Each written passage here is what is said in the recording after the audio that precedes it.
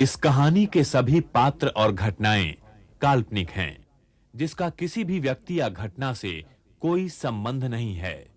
यदि किसी घटना के साथ इसकी समानता होती है, तो इसे मात्र एक संयोग कहा जाएगा।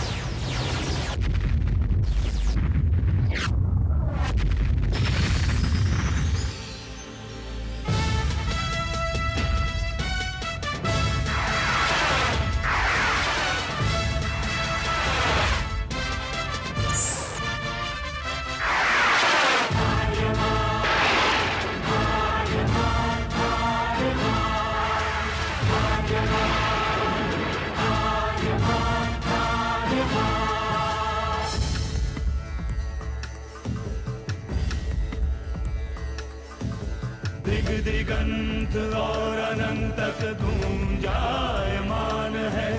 ब्रह्मनाद है विधि का वो अटल विधान है। धर्म की अधर्म पर विजय का वो प्रमाण है। जायमान है वो अटल विधान है। विजय का वो प्रमाण है। ब्रह्मांड का महान योद्धा आर्यमान है।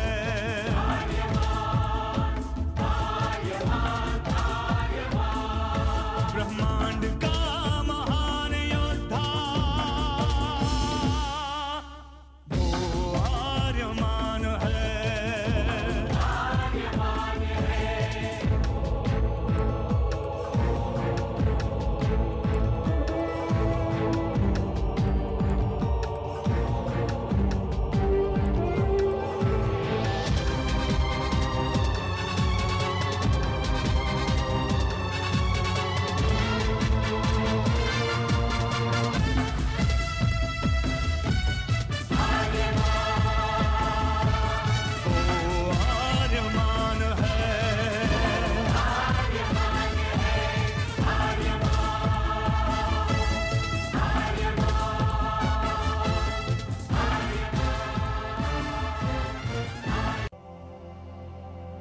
अनंत असीम ब्रह्मांड, अद्भुत, विशाल, विराट, जहां असंख्य आकाश गंगाएं प्रतिक्षण बनती रहती हैं, मिटती रहती हैं। हर आकाश गंगा में होते हैं अनगिनत तारे, अनेकों सूरज, और सूरज के साथ होता है अपना सौर मंडल, जिसमें रहते हैं अनेकों ग्रह। न जाने कितने सूरज चमके और बुझ गए, न जाने कितने तारे चमके और खो गए, न जाने कितने ग्रह, कितनी पृथ्वियां, कितनी सभ्यताएं बनी, बढ़ी और खो गई समय की इस अनंत धारा में। इन्हीं अनजानी परंतु अमर गाथाओं में से एक है महागाथा ब्रह्मांड के योद्धा आर्यमान की। बहुत समय पहले पृथ्वी से लाखों प्रकाश वर्ष दूर आर्याना आकाश गंगा में एक ग्रह था, थार।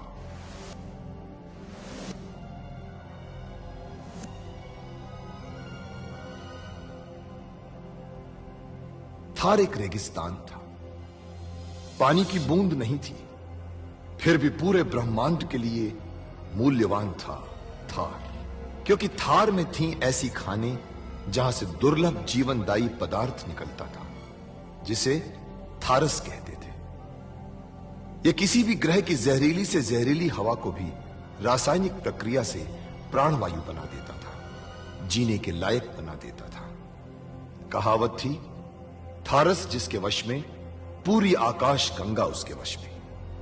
आर्याना आकाश गंगा की संरक्षक संस्था ओमियान के नियमों के अनुसार थारस को कोई भी व्यक्ति अपने वश में नहीं कर सकता था। यहां तक कि थार ग्रह का राजा जारांत भी नहीं।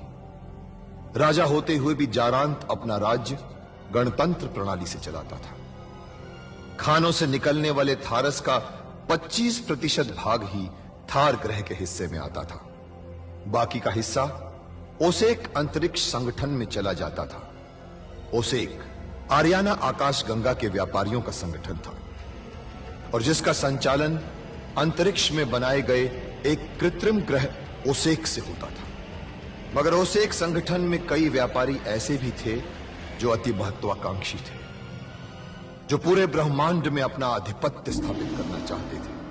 परंतु जब तक ओमियान था तब तक कोई कुछ नहीं कर सकता था। ओमियान अंतरिक्ष के लोगों की संरक्षक संस्था थी जो अंतरिक्ष के निवासियों के हितों का पूरा ध्यान रखती थी और अपनी शांति सेना के द्वारा संपूर्ण ब्रह्मांड में शांति और व्यवस्था बनाए रखती थी। इसी ओमियान संस्था का अध्यक्ष था महान होशिंग। होशिंग जिस ग्रह पर रहता था उस ग्रह का नाम था कुरुक्षेत्र, जहां आज छिड़ी हुई है एक महाजंग।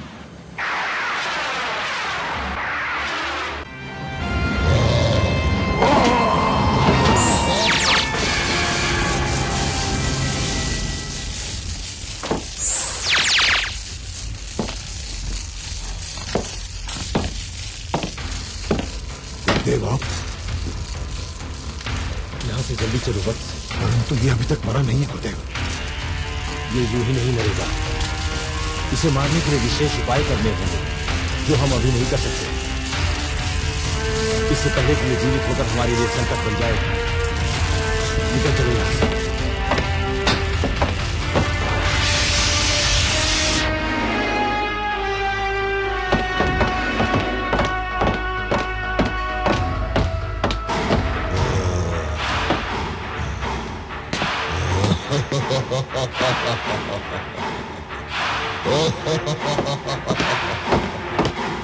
घुमांता कमर है, कोई नहीं मार सकता घुमांता को। आज तेरी मौत जरूर होकर रहेगी घुमांता के हाथों। कहाँ है तू?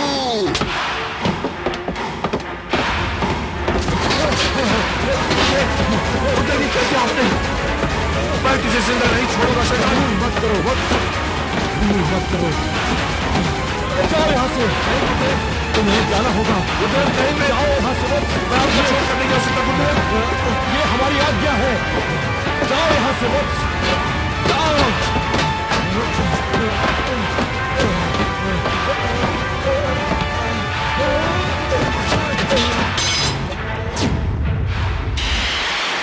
धुमांतक की जहरीली आग से गुरु वक्रांत ने ओजवान को बचा तो लिया, मगर अपने प्राणों की आहुति दे दी। ओजवान का बस अब एक ही लक्ष्य था, धुमांतक की मौत। और एक दिन इसी का हल ढूंढने वो जा पहुंचा वैज्ञानिक कक्ष में।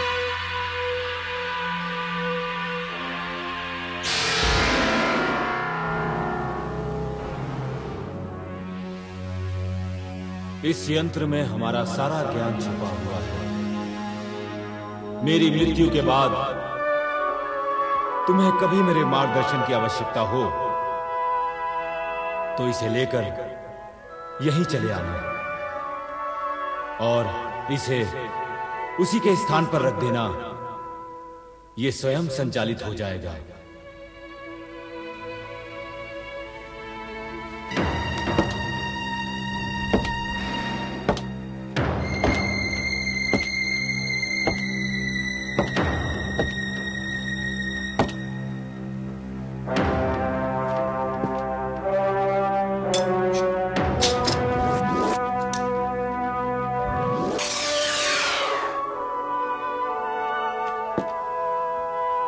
प्रणाम गुरुदेव।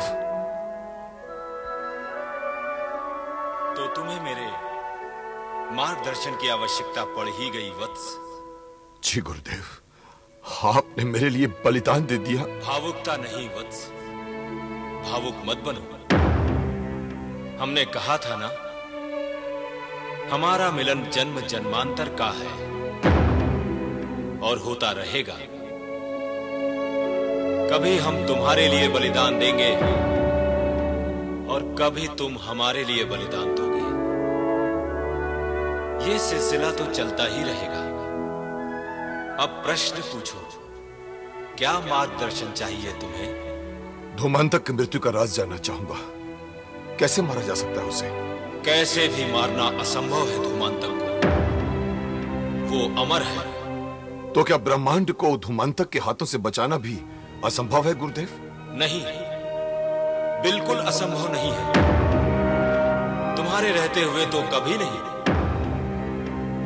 बल्कि अब तुम्हें ही ब्रह्मांड को धूमांतक के हाथों से बचाना है। वो कैसे? इसके लिए तुम्हें सबसे पहले ब्रह्मांड के सर्वोच्च वैज्ञानिकों से एक दिव्य कवचनुमा वस्त्र बनवाना होगा। एक ऐसा वस्त्र जिस पर धूमांतक के मुंह से निकलने वाली जहरीली आग का कोई असर ना हो। उस वस्त्र को पहनकर धूमांतक के निकट जाकर तुम उससे युद्ध कर पाओगे वत्स। जो आज्ञा गुरुदेव। और साथ ही तुम्हें एक दिव्य यान की आवश्यकता भी पड़ेगी वत्स। दिव्य यान? वो किस लिए गुरुदेव? धूमांतक को बंदी बनाकर उसे काल आकाश गंगा में वापस ले जाने के लिए। साथ ही तुम्हें एक दिव्य तलवार की भी आवश्यकता पड़ेगी वत्स। एक ऐसी दिव्य तलवार की जिसमें ब्रह्मांड की सर्वोच्च ऊर्जा समाहित हो। वो तलवार भी मैं बनवा लूंगा गुरुदेव। उसी तलवार से ही खत्म होगा ना धूमांतक? नहीं, मैंने कहा ना, पूरी तरह खत्म करना असंभव है धूमांतक को। इसीलिए मेरी पूरी बात सुनो। काल आकाश गंगा में जाकर तुम्हें उस दिव्य तलवार से धूमांतक पर वार करना होगा। तुम्हारे वार करते ही धूमांतक का शरीर छोटे छोटे कणों में विभक्त होकर चारों ओर फैल जाएगा और तब तुम्हें फौरन उस काल आकाश गंगा से बाहर निकलना होगा वत्स। और जैसे ही तुम काल आकाश गंगा से बाहर आओगे, तब फिर से प्रयोग में लानी होगी दिव्य तलवार। अपनी दिव्य तलवार में समाई हुई ब्रह्मांड की ऊर्जा से तुम्हें एक द्वार बनाकर उस काल आकाश गंगा का संपर्क बाकी ब्रह्मांड से काट देना होगा। वो किस लिए गुरुदेव? ताकि उन कणों में बिखरा हुआ धूमांतक वहां से बाहर ना निकल सके। क्योंकि कणों में विभक्त होकर भी नहीं मरेगा धूमांतक। उसके कण कभी भी आपस में जुड़ सकते हैं, तब वो फिर से जीवित हो जाएगा। इसलिए तुम उस काल आकाश गंगा का संपर्क पूरे ब्रह्मांड से काट देना, ताकि अगर फिर कभी धूमांतक जीवित हुआ तो काल आकाश गंगा से बाहर नहीं निकल सकेगा। यही होगा गुरुदेव। तो फिर यान और तलवार को बनाने में जुट जाओ वत्स। जो आज्ञा।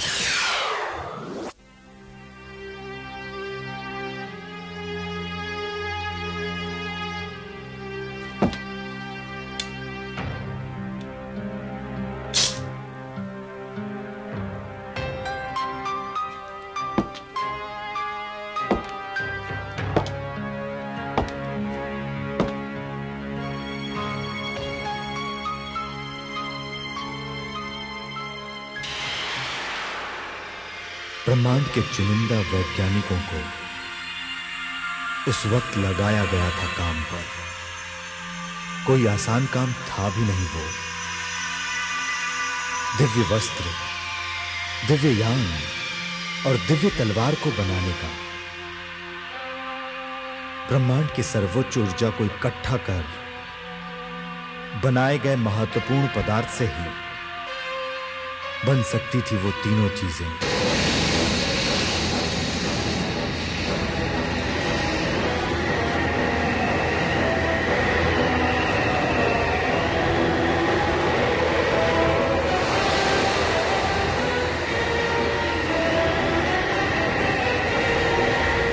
वैज्ञानिकों ने ज्वालामुखी से एक ग्रह में प्रवेश किया, जहां से वो ज्वालामुखी से बनी हवा को एकत्रित कर सके, क्योंकि उस लावा से उन्हें तैयार करना था ओजवान के लिए एक दिव्य यान, दिव्य वस्त्र और एक दिव्य परिवार।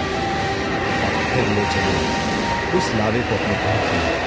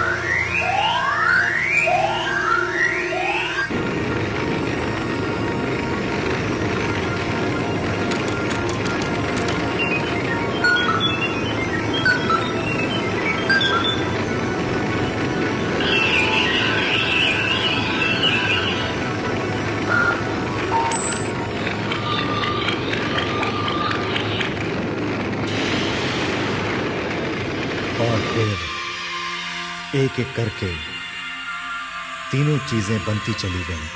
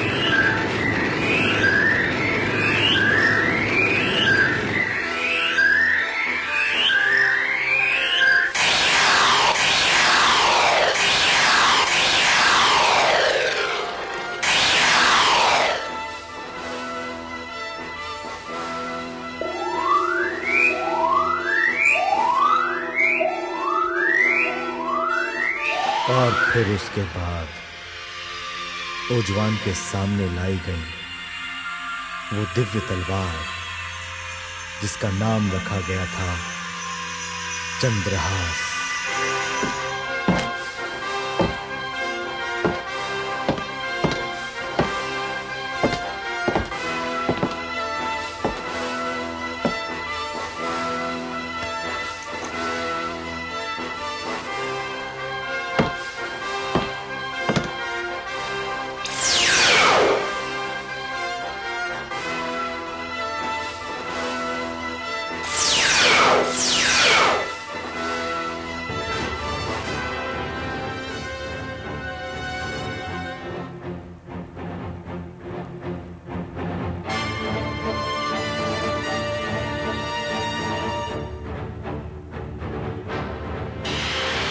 दिव्य वस्त्र को ऐसा बनाया गया था जिस पर तेज से तेज आग का कोई असर नहीं होता था।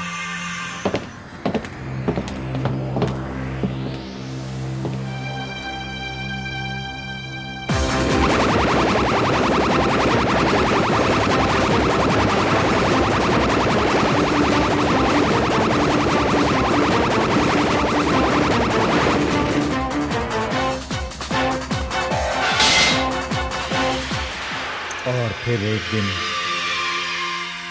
उन वस्त्रों को पहन ही लिया ओजवान ने।